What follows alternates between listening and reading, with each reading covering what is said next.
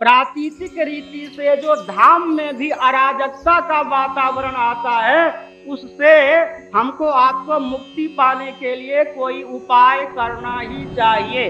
देखिए, अर्थ और काम में लोलुप हो रहा था, लिप्त हो रहा था सुग्रीव। हनुमान जी ने, लक्ष्मण जी ने, भगवान रामभद्र ने उसको सचेत करके देश के हित में नियुक्त किया। अर्थ और काम में प्रमत्त रहने वाला व्यक्ति अराजकता की स्थिति में भी गान बजान के द्वारा अपने आप को आनंदित करता है।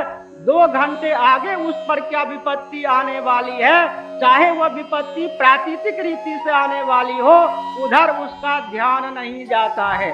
साथ ही साथ योग वासिष्ठ में कथा आती है, हमारे भक्त राज प्रहलाद तत्वज्ञ होते हुए भी निर्विकल्प समाधि लगाकर बैठ गए और चोर डाकुओं के कारण आतंक चारों ओर छा गया।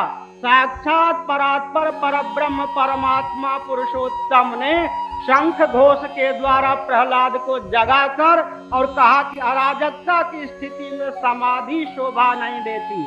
माना कि यह ब्रज भूमि है, गोकुल है, लेकिन पूतना का आक्रमण यहाँ पर भी होता है। इससे सिद्ध होता है कि आतंकवादियों का आक्रमण भले ही दिव्य रीति से हो, प्राकृतिक रीति से हो, धाम में भी हुए बिना बच सकता नहीं है।